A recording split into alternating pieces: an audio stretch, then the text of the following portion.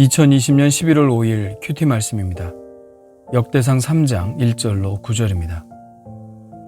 다윗이 헤브론에서 낳은 아들들은 이러하니 맏아들은 암논이라. 이스르엘 여인 아히노암의 소생이요 둘째는 다니엘이라. 갈멜 여인 아비가일의 소생이요 셋째는 압살롬이라. 그술왕 달메의 딸 마아가의 아들이요 넷째는 아도니아라. 학깃의 아들이요 다섯째는 스바랴라. 아비달의 소생이요 여섯째는 이드르암이라. 다윗의 아내 에글라의 소생이니 이 여섯은 헤브론에서 나왔더라. 다윗이 거기서 7년 6개월 다스렸고 또 예루살렘에서 33년 다스렸으며 예루살렘에서 그가 낳은 아들들은 이러하니 시므아와 소밥과 나단과 솔로몬. 네 사람은 다 암미엘의 딸 바수아의 소생이요 또 이팔과 엘리사마와 엘리벨렉과 노가와 네벡과 야비야와 엘리사마와 엘리아다와 엘리벨렛 9사람은 다 다윗의 아들이요 그들의 누이는 다말이며 이외에 또 소실의 아들이 있었더라. 아멘. 2장에서 전개되었던 유다 자손의 상세한 명단이 잠시 끊어집니다. 그리고 4장에서 다시 이어지는데요. 유다의 족보 안에 끼어든 3장에는 특별히 다윗의 아들들과 유다의 왕들의 명단이 삽입됩니다. 역대기 사가의 관점은 성전과 예배에 관심을 갖고 있었기 때문에 동일한 관심을 기울였던 다윗 왕을 매우 특별하게 생각하고 있음을 알 수 있죠. 다윗의 통치는 두 곳에서 이루어집니다. 첫 번째는 헤브론이고 두 번째는 예루살렘입니다. 사울이 죽자 다윗은 자기가 어느 곳에 머물러야 할지 하나님께 묻습니다. 이것은 다윗에게 이제 자유가 생겼다는 말이죠. 사울이 살아있을 때는 이스라엘 땅에 들어오지 못했습니다. 사울이 다윗을 죽이려고 했기 때문입니다. 그런데 이제 사울이 블레셋과의 길보아 전투에서 전사를 하게 되죠. 그의 아들이며 다윗의 절친이었던 요나단도 아버지 사울과 함께 전사하고요. 그래서 이제 자유를 얻은 다윗이 어디에 머물러야 할지를 하나님께 물은 것입니다. 그때 하나님께서 헤브론으로 가라고 말씀하십니다. 그래서 다윗은 식솔들과 또한 그와 함께 망명 생활을 함께 했던 백성들을 이끌고 헤브론으로 갑니다. 다윗이 헤브론에 머물자 유다의 족장들이 다윗에게로 오죠. 그리고 그에게 기름을 붓고 유다 지파의 왕으로 삼습니다. 그러자 사울의 군대 장관이었던 아브넬은 사울의 아들 이스보셋을 데리고 마하나임으로 가서 이스보셋을 왕으로 삼죠. 다윗은 단지 유다 지파의 왕이었고 이스보셋은 유다 지파를 제외한 10지파의 왕이 된 것이죠. 아참, 한 지파가 모자란 것은 시므온 지파는 이미 유다 지파에 동화된 상태이기 때문입니다. 그러니까 이때 당시에도 유다 지파와 시므온 지파는 구별이 되지 않고 그냥 유다 지파라고 불렸죠. 그래서 다윗은 유다 지파의 왕, 이스보셋은 나머지 10지파의 왕이 된 것입니다.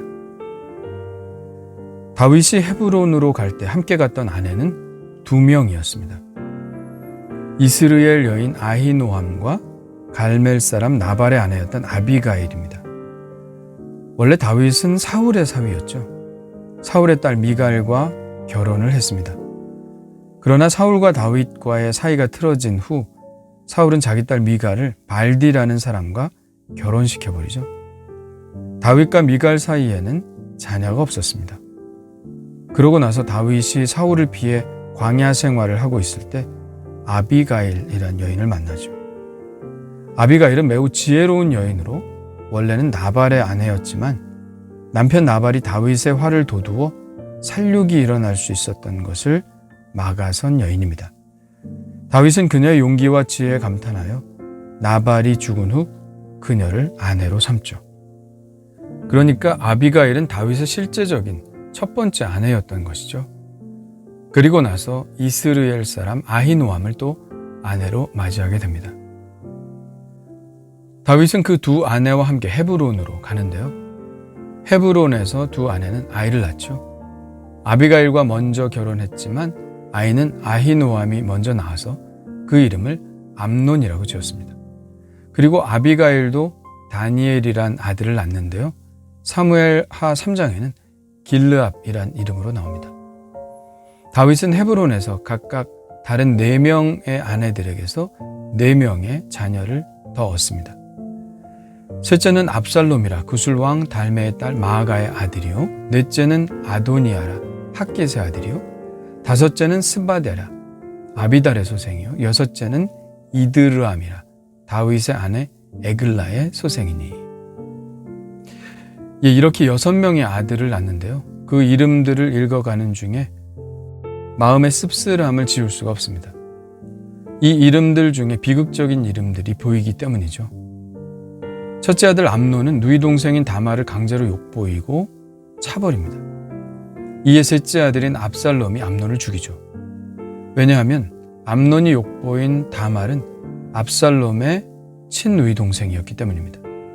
결국 이 문제 때문에 다윗과 사이가 틀어진 압살롬은 나중에 다윗에게 반란을 일으켰다가 비극적인 죽임을 맞게 되죠.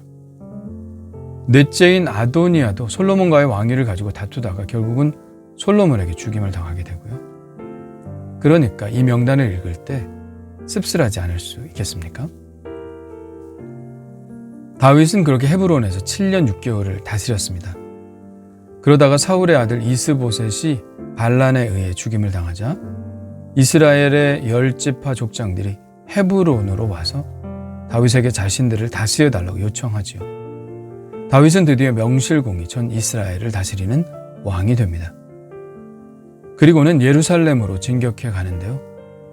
예루살렘의 시온 산성은 워낙 난공불락의 성이라 쉽진 않았지만 정복하고 그 시온성을 다윗성으로 삼습니다.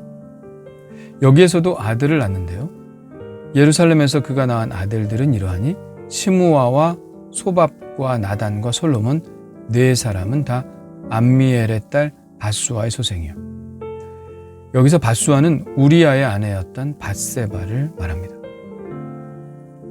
다른 아내들에게서는 1명의 아들만 얻은 것에 비해서 밧세바는 4명의 아들을 낳습니다.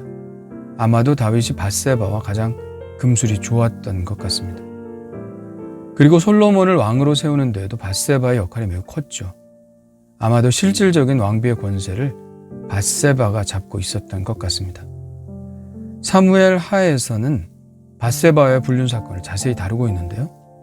그러나 역대상에서는 그 사건을 전혀 다루고 있지 않죠.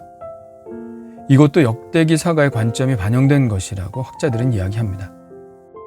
사무엘 상하를 쓴 신명기 사가들의 입장 분명하죠. 죄를 심각하게 다룹니다. 그래서 다윗의 죄에 대해서 있는 그대로 다루고 있습니다. 그러나 역대기는 성전과 예배의 관점에서 기술하고 있기 때문에 다윗의 위대성에 초점을 맞추고 그의 치부에 관한 것들은 생략하고 있는 것이 아닌가 그렇게 추정이 가능하죠. 다윗의 아들들의 이름을 보면서 세상에서 제일 힘든 게 자식 농사라는 말이 실감이 됩니다. 천하의 다윗도 자식들이 어긋나는 것을 막지 못했습니다. 그는 자신의 사명을 성취하느라 자식들을 잘 살피지 못했던 것 같습니다. 암논이 간음의 죄를 지었을 때, 압살롬이 형제살인의 죄를 지었을 때도 그는 따끔하게 혼을 내서 바로잡지 못합니다. 그가 좀 더 세심하게 자식들을 돌보았다면 그런 비극은 막을 수 있지 않았을까 생각해 봅니다. 내 품에 있다고 안심할 것은 아닙니다.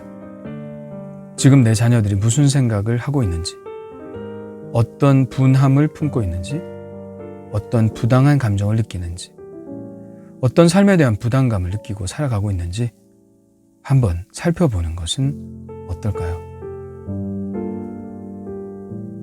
주님 감사합니다. 다윗의 아들들의 명단을 보면서 이 부분에 있어서는 결코 행복하지 않았을 것 같은 다윗의 그림자를 봅니다. 우리의 자녀들을 살피시고 또 살필 수 있는 여유와 지혜를 저에게도 허락하여 주시사 하나님의 뜻에 합당하게 우리의 자녀들을 키우게 하시고 그들의 어려움과 힘든 마음들을 들어줄 수 있는 사랑과 힘을 허락하여 주옵소서. 우리의 자녀들이 서로 우애 있게 지내게 하시고 사랑하며 힘든 세상 함께 의지할 수 있는 그런 형제들이 될 수 있도록 인도해 주시옵소서. 예수님의 이름으로 기도합니다. 아멘.